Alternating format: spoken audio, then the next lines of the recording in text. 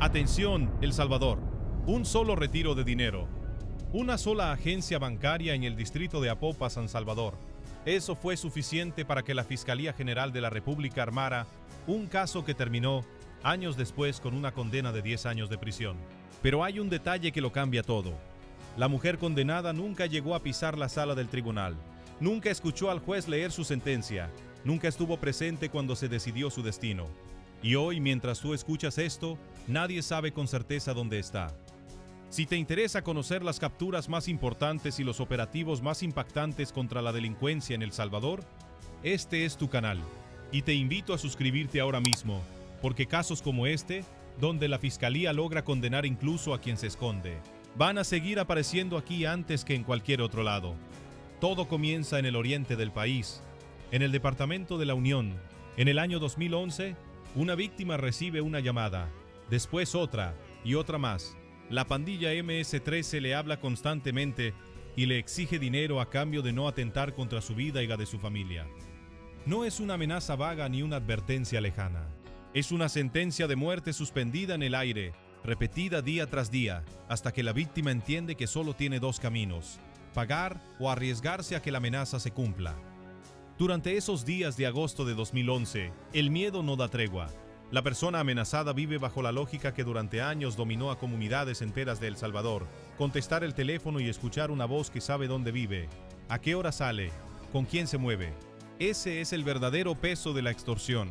La renta, como se le conoció popularmente durante años, no es solo dinero, es control total sobre la vida de alguien. ¿Qué hace una persona cuando el Estado parece lejano y la amenaza está a un mensaje de distancia? La respuesta en este caso marcó el inicio de todo lo que vendría después. La víctima decide no quedarse callada. Denuncia el hecho ante la Policía Nacional Civil. Esa decisión, tomada en medio del miedo, es la que en 2026, 15 años más tarde, finalmente se traduce en una condena. Antes de seguir con lo que encontró la investigación, hay que entender el contexto en el que ocurrió este caso, porque no es un hecho aislado. En 2011, El Salvador vivía años en los que la extorsión funcionaba casi como un sistema paralelo de recaudación. Comerciantes, transportistas, vendedores ambulantes, familias enteras pagaban regularmente a las estructuras pandilleriles para poder trabajar, moverse o simplemente seguir con vida. Ese sistema tenía una pieza clave que casi nunca se explica: el cobrador. El cobrador, o en este caso la cobradora, es la persona que la estructura criminal utiliza para recibir el dinero sin que el pandillero que hace la llamada tenga que exponerse directamente. Puede ser alguien con vínculos familiares, alguien de confianza de la clica o incluso alguien reclutado específicamente para prestar su nombre y su cuenta bancaria. Es la pieza que conecta la amenaza telefónica con el dinero en efectivo, y es precisamente la pieza que termina siendo más vulnerable cuando la investigación avanza. Y aquí está el primer gran giro del caso. La víctima, siguiendo las instrucciones de sus extorsionadores, no entrega el dinero en efectivo en la calle ni en un punto de encuentro. Lo deposita el 6 de septiembre de 2011. Apenas días después de que comenzaran las amenazas, la víctima transfiere el dinero exigido a una cuenta bancaria. Una cuenta que, según la investigación fiscal, estaba a nombre de una persona identificada como Luz Margot Ramos Lobo. Ese depósito, que en su momento parecía solo el cumplimiento forzado de una exigencia criminal, terminaría convirtiéndose en la prueba central de todo el proceso judicial, porque el dinero, a diferencia de una llamada telefónica, deja rastro. Una llamada se puede hacer desde un teléfono desechable, una amenaza se puede susurrar y desaparecer en el aire, pero una transferencia bancaria queda registrada: la fecha, la hora, el monto, el nombre del titular de la cuenta que recibe el dinero.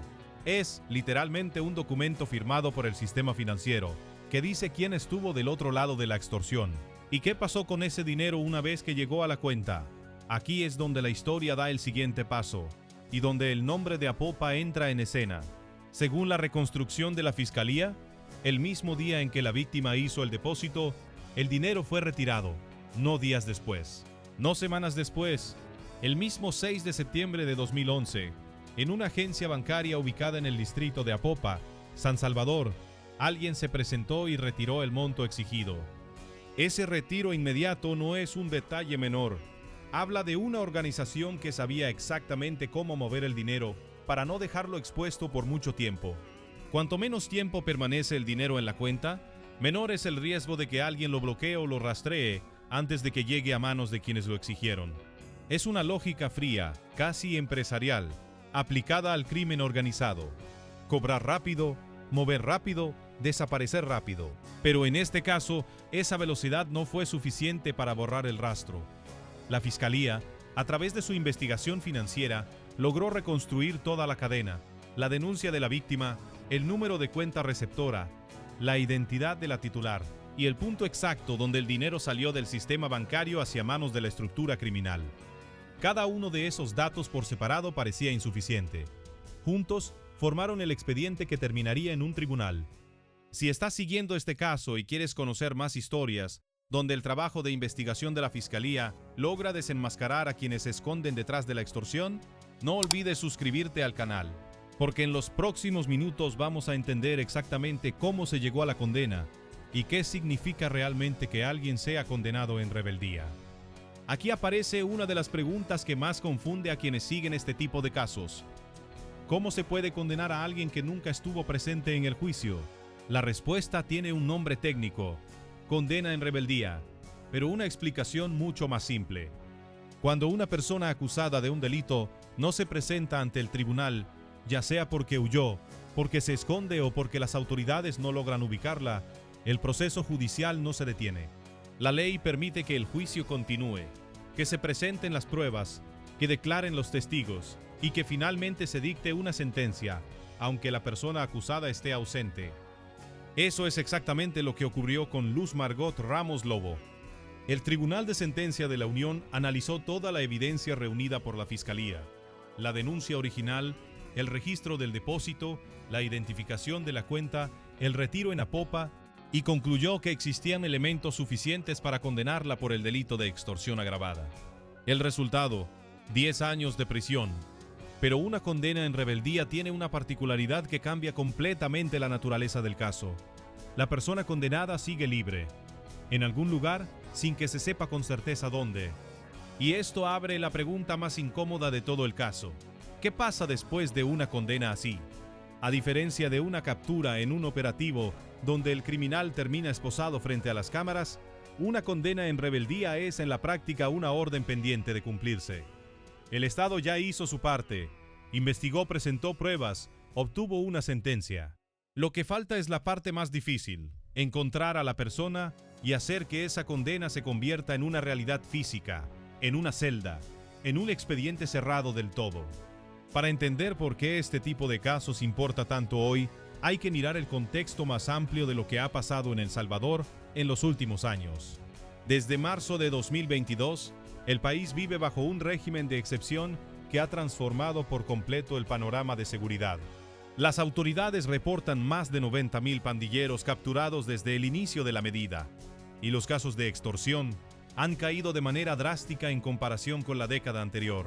El tipo de esquema que enfrentó la víctima de este caso: amenazas constantes, pagos obligatorios, cobradores operando cuentas bancarias a nombre propio para blanquear el dinero de la renta, era, hace más de una década, una rutina que golpeaba a comerciantes, transportistas y familias enteras en comunidades de todo el país.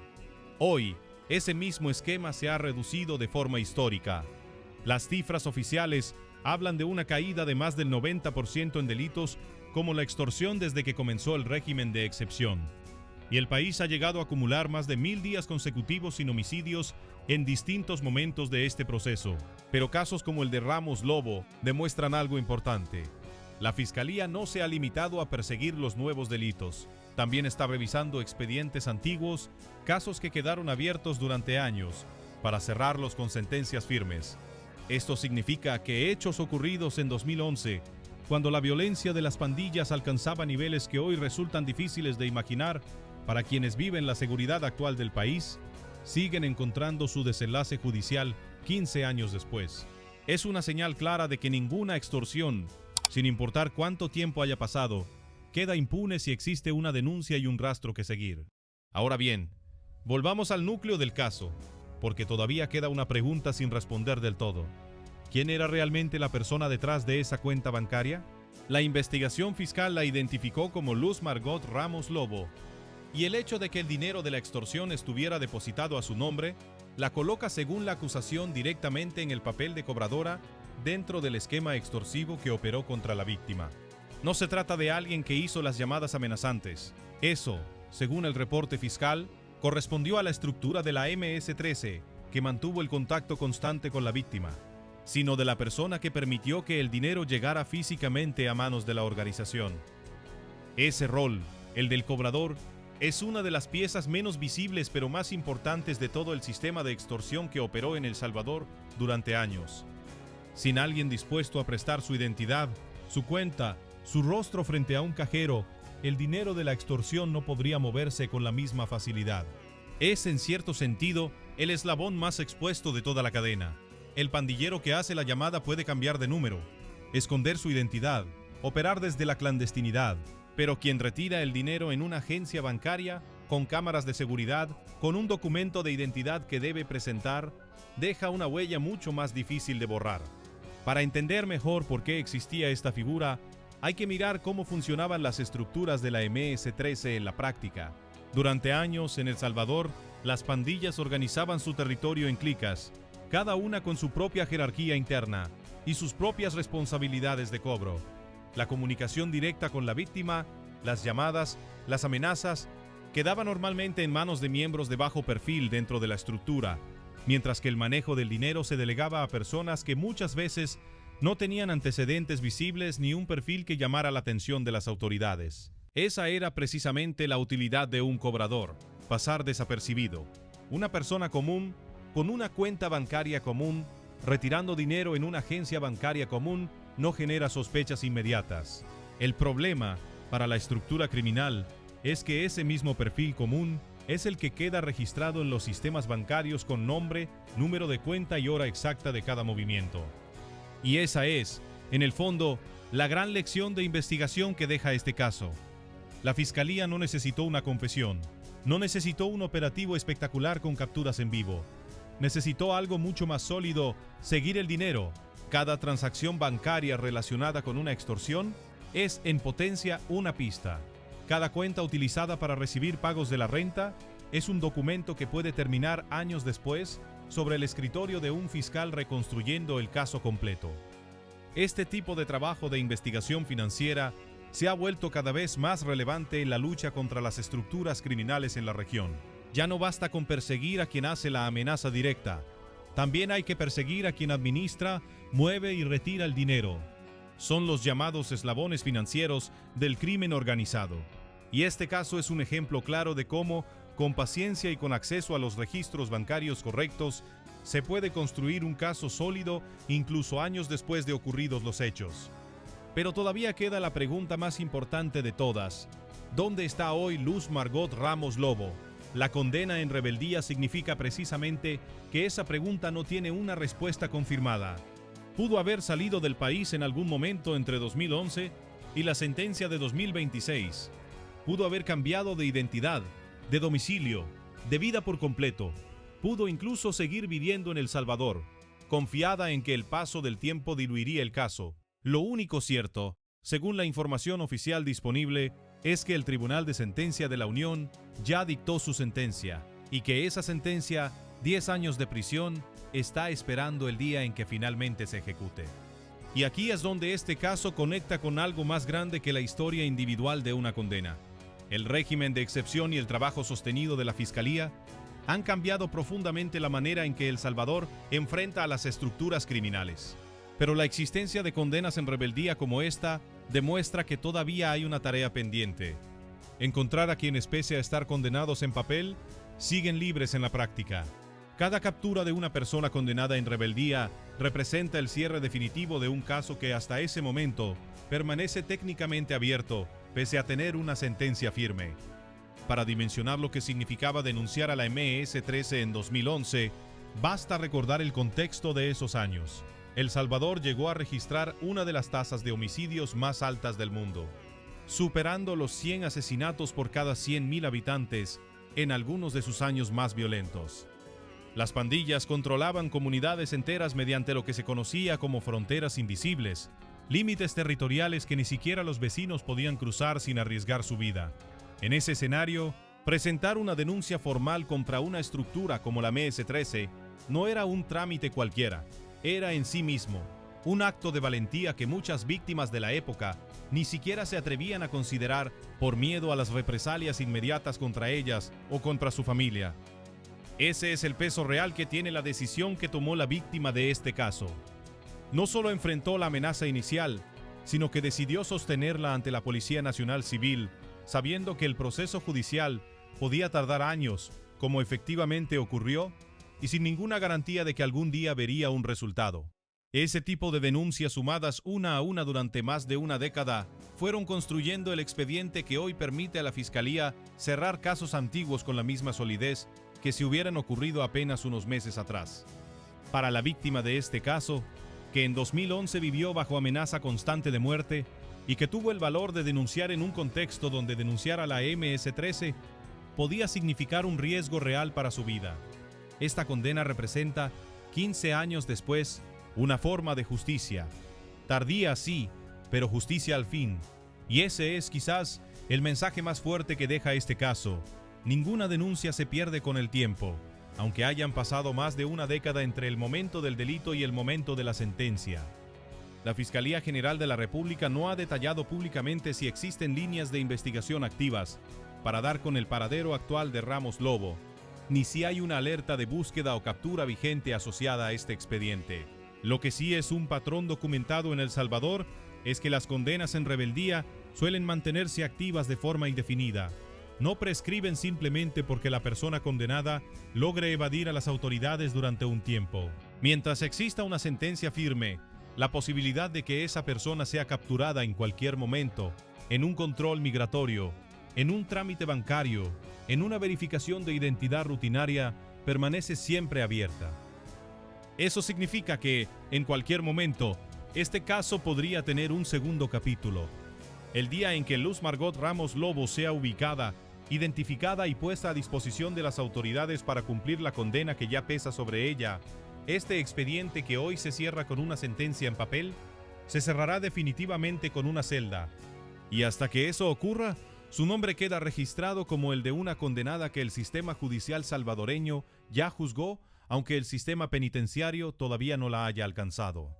¿Y qué herramientas tiene realmente un Estado para dar con alguien que lleva años evadiendo una condena? En términos generales, cuando una persona condenada permanece prófuga, las autoridades pueden activar mecanismos de cooperación con otros países, solicitar el apoyo de organismos internacionales de seguridad para difundir alertas de búsqueda y mantener activa la orden de captura de forma indefinida dentro del propio sistema judicial.